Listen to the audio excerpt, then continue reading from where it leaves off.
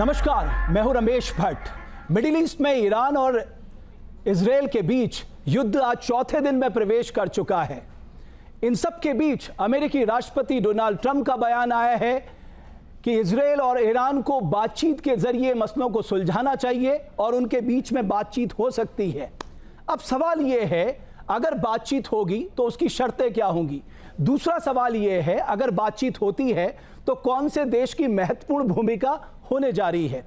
इसी पे बात करने के लिए हमने आमंत्रित किया है न्यूज़ नेशन के स्टूडियो में भारत में इजरायल के एम्बेसडर रुवेन अजार साहब को। Thank you very much sir for joining us.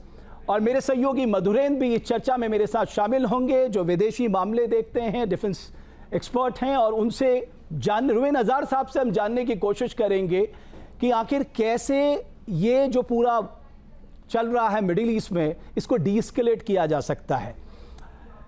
Welcome sir. Ambassador Azad, the attacks you carried out on Iran, did they achieve the objective? My first question. And did you succeed in hitting the target aimed for? And the third is, what is Israel's long-term strategic objective behind it? Israel is achieving its objective of basically foiling Iran's plan to exterminate the state of Israel. What Iran has been doing is it has chose two paths to destroy us. It has sworn to destroy us. First, by sneaking out into a nuclear weapon. They were actually exploiting the time they had to negotiate with President Trump in order to form a clandestine group of people that were basically building a nuclear weapon, weaponizing the fissile material, the enriched uranium. The second path that they had is a plan to build an arsenal of 20,000 ballistic missiles in the next 6 years in order to be able to destroy Israel even without using nuclear weapons. So we have basically got to the conclusion that if we want to survive as a state, we have to tackle that. And that's what we're doing now. Ambassador sir, what was the need to go across and hit Iranian targets, including all the targets, whether it's the missile centers or the nuclear program centers? Does this action was taken because Israel was facing an existential crisis? Absolutely. Look, Iran is a fanatic, radical regime that has sworn to destroy us. It wasn't just empty talk. They've been dedicating years and years of, first of all, creating this ring of fire around us with proxies like Hezbollah, like the militias in Syria, in Iraq, in Yemen, in the Gaza Strip, with Hamas and the PIJ. And in addition to that, we're investing tens of billions of dollars in trying to create these weapons, not only to destroy the state of Israel. Israel is just a beginning in their plan of hegemony, because the real war in the Middle East is not between Iran and Israel. It's between the radical Shiite regime of Iran and the Sunni Arab states. And they wanted to get, ultimately, to Mecca and Medina. So they were using us as an excuse, and the amount of power they were concentrating left us no choice but to neutralize it. So in the first 18 months, we neutralized Hamas, Hezbollah. We have changed the reality in Lebanon and Syria, taking out the Iranian control and giving back to the Arab world.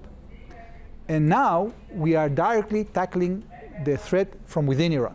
Okay. Ambassador Azar, Iran calls it an unilateral military action by Israel, while your stand is clear that hitting the civilian installation or infrastructure, your country treat as a war crime. We all know war has always brought destructions. There is any scope of dialogue? Unfortunately, the Iranian regime has refused not only to have a negotiation with us, they refuse to talk to us. Okay?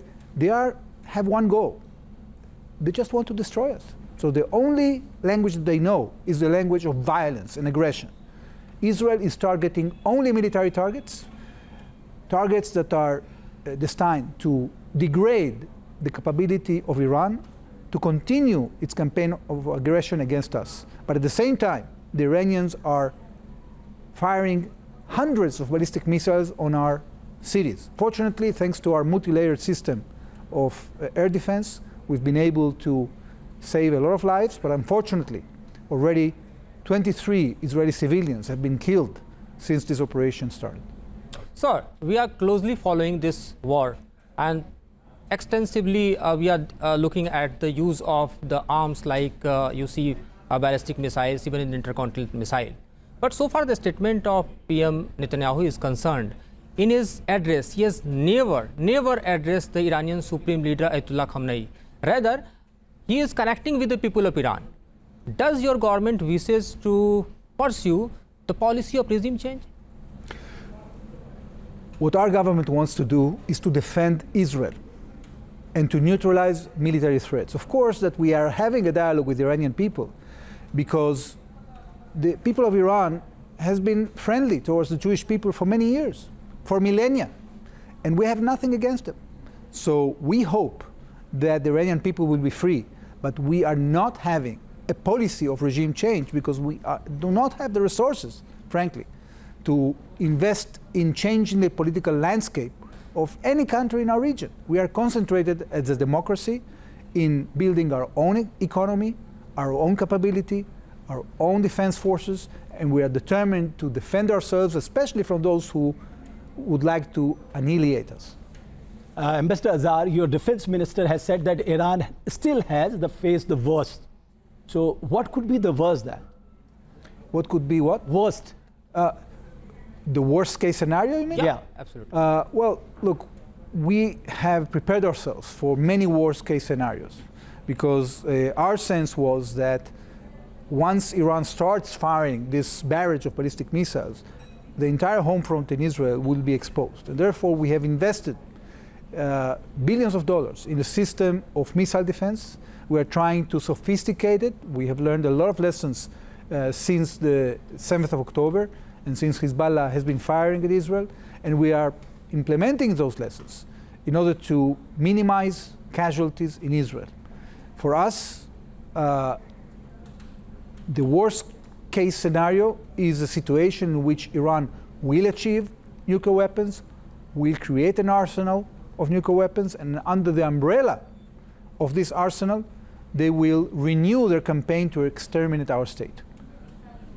So we are looking at the escalation that is crossing the borders now, and particularly we are looking towards the Iraq. Even we are looking that the Yemen is also using a huge barrage of missile. Today we have seen that he has targeted the Negev area. So do you think that this conflict, this war is going to be not a Israel versus Iran, but a regional war could be imminent? Do you think that it depends on the Iranians? Look, if they decide to attack other countries, those countries will have to decide whether to defend themselves and retaliate. Israel is not interested in a regional war. On the contrary, what we are doing right now is actually preventing a regional war.